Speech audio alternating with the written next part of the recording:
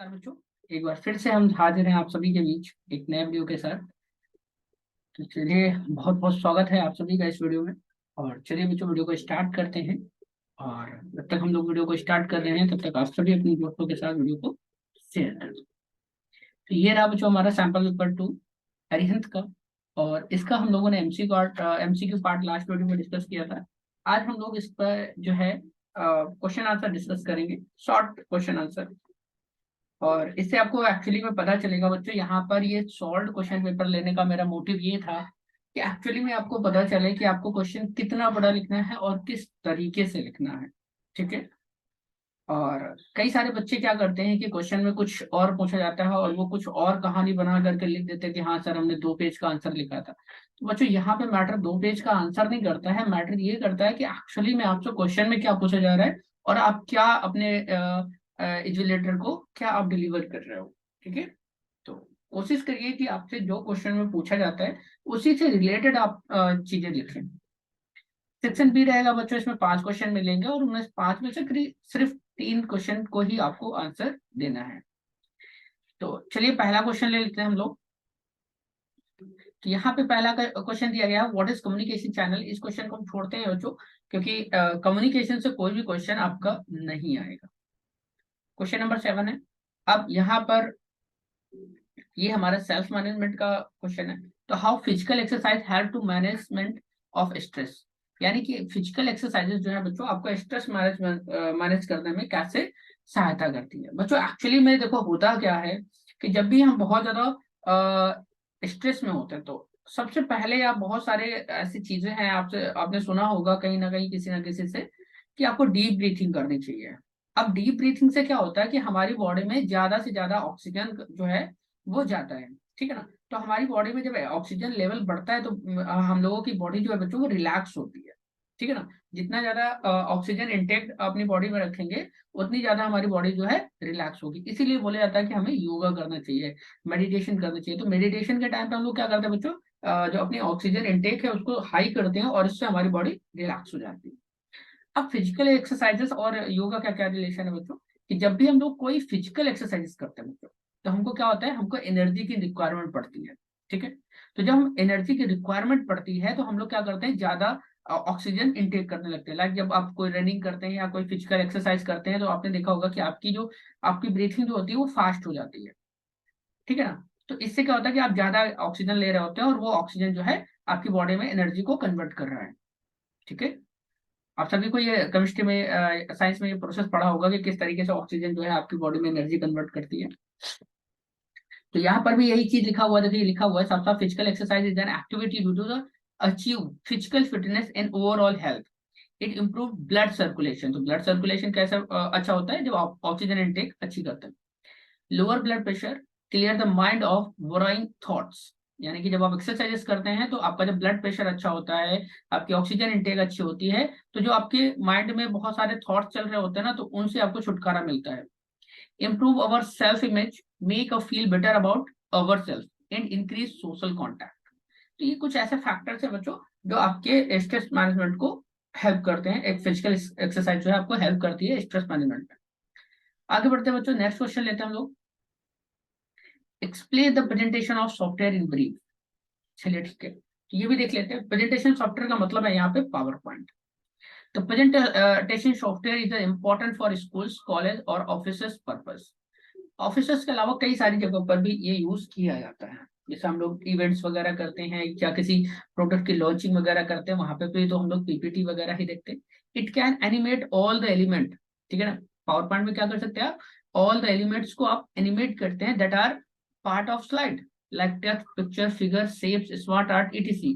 तो ये सब क्या बच्चों पार्ट ऑफ द स्लाइड है। Apart from this we may perform transition from slide to slide with special effect. It is the part of the software. तो इस तरीके से आप बच्चों आंसर इसमें लिख सकते हैं। अब यहाँ पर देखिए दिया गया question number 9, describe the following characteristics of entrepreneur. बच्चों ये इंपॉर्टेंट है, लीडरशिप और रिस्क टेकिंग। तो आपसे ये नहीं पूछा जा सकता ये describe the following character of entrepreneur. तो ये बच्चों इंपॉर्टेंट क्वेश्चन है आपका। ठीक है ना, आने के काफी ज्यादा चांसेस हैं बच्चों। लीडरशिप क्या होता है, तो an entrepreneur must process the characteristics of leadership and must lead a team to achievement of goals. ठीक है ना। क्योंकि जब तक आप लीडरशिप अच्छा नहीं होता, लाइक अगर आप किसी टीम को देखते हो तो टीम का अगर कैप्टन ही अच्छा नहीं है, वो अच्छा डिसीजन टाइम पे नहीं ले पा रहा है, सही से चीज को हैंडल नहीं कर पा रहा, टीम को हैंडल नहीं कर पा रहा है, तो वो क्या होता है, टीम पीछे होती चली जाती है। ठीक है ना, आप सभी जानते हैं। अब आ जाते हैं बात रिस्क टेकर। तो यहाँ पर भी क्रिकेटर का ही आप नाम ले सकते हो, लाइक जैसे कोई भी क्रिकेटर, यानी कि जो रिस्क टेकर होते हैं वो ज्यादा अच्छा परफॉर्म करते हैं। ठीक है, an entrepreneur with the relational planning and the fair decision be of risk, they have differentiate approach toward risk. Good entrepreneurs are always ready to invest their time and money, but they always have a backup for every risk they take. ठीक है ना। तो जब भी आप मतलब as entrepreneur अगर कहीं पर रिस्क लेते हैं, तो आप ये देखिए कि अगर आप रिस्क ले रहे हैं और आपका लॉस होता है, तो आपके लिए आपके पास एक बैकअप प्लान होना चाहिए। ठीक है, तो this is the sign of good entrepreneur. Question number 10 है, the most significant environment problem are related to which type of resources.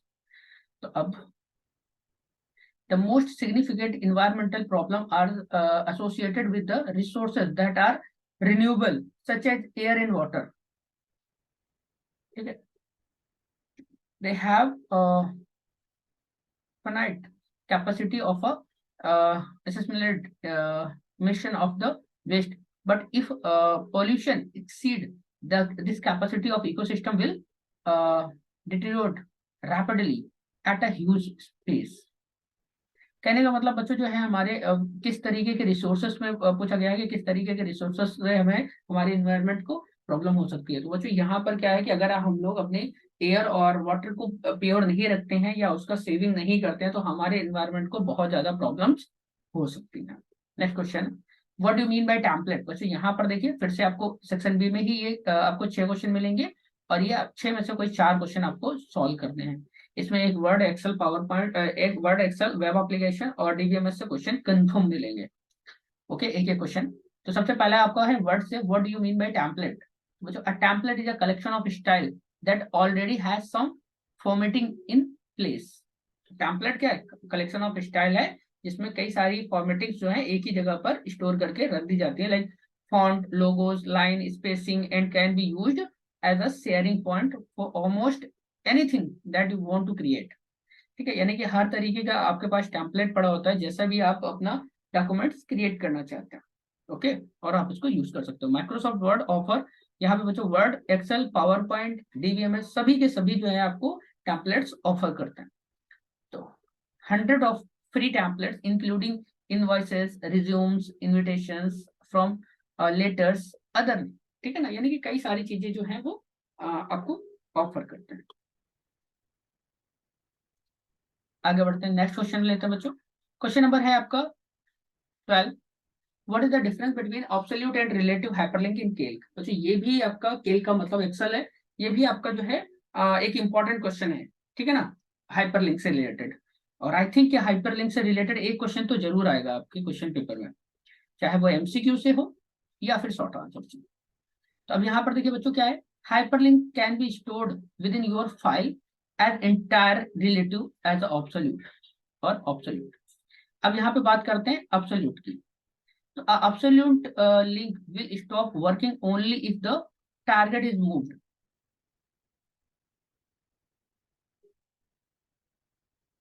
बच्चों आप इतना डिफिकल्ट ना याद करके आप सिंपल से समझिए, ऑब्सोल्यूट और रिलेटिव में क्या होता है। बच्चों ऑब्सोल्यूट का मतलब होता है कि एक ऐसी लिंक जहां पर फाइल का पूरा लोकेशन हो।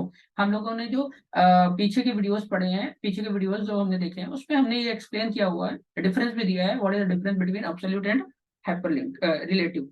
तो बच्चों ऑब्सोल्यूट का मतलब क्या होता है कि एक ऐसी लिंक जहां पर आपके फाइल का लोकेशन, पूरा लोकेशन होता है। एक्चुअली में जब भी आप उस लिंक पे क्लिक करते हैं तो आप फाइल तक पहुंचते हैं। लेकिन रिलेटिव में क्या होता है कि हाफ एड्रेस आपको मिलता है, यानी कि हाफ लिंक मिलती है और उसके बाद आपको फाइल ढूंढनी पड़ती है। ठीक, आगे बढ़ते हैं। क्वेश्चन नंबर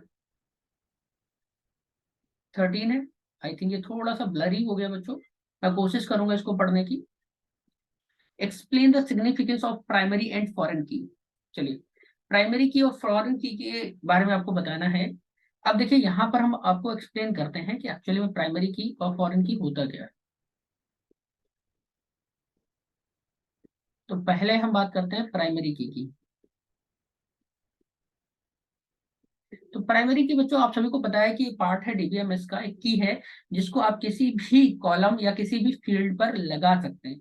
लेकिन प्राइमरी की का जो मेन यूज होता है वो होता है कि यूनिकली आइडेंटिफाई द डेटा, यानी कि जब आप प्राइमरी की किसी फील्ड पर लगा देते हैं तो वहां पर जो इंटर डेटा होता है वो क्या होगा, यूनिक होना चाहिए, यानी कि आपका रिपीटेड नहीं होगा। चलिए हम यहाँ पर एक छोटा सा एग्जांपल लेते हैं कि प्राइमरी की और फॉरेन की क्या होता है।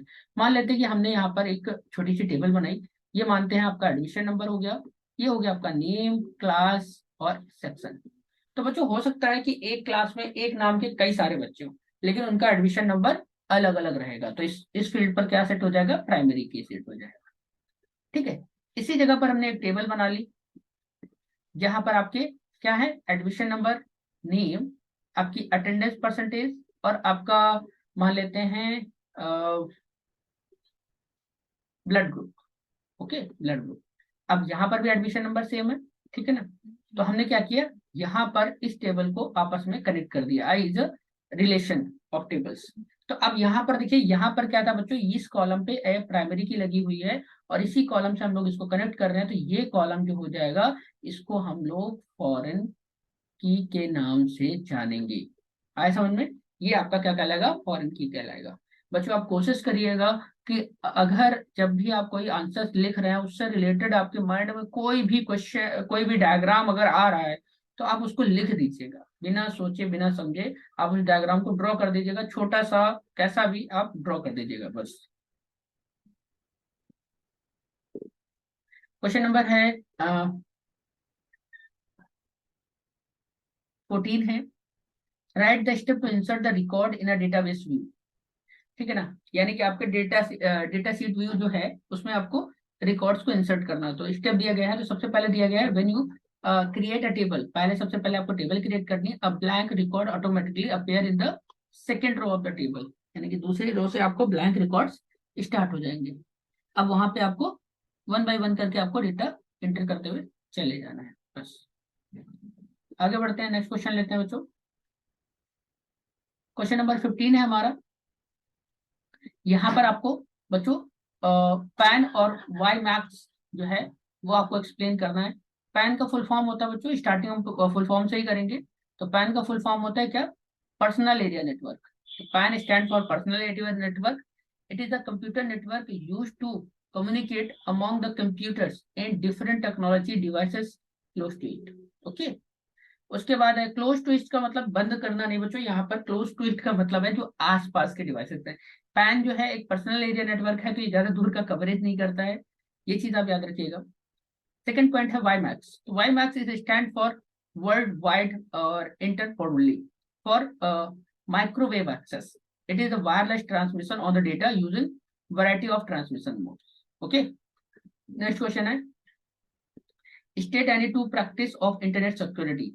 तो बच्चों इनके लिए बहुत सिंपल सी चीज है, आप इंटरनेट सिक्योरिटी के लिए क्या क्या यूज कर सकते हैं। मस्ट है यूज स्ट्रॉन्ग पासवर्ड, सेकंड है बैकअप योर डेटा, थर्ड हम बात करेंगे do not share your password your ID with anyone.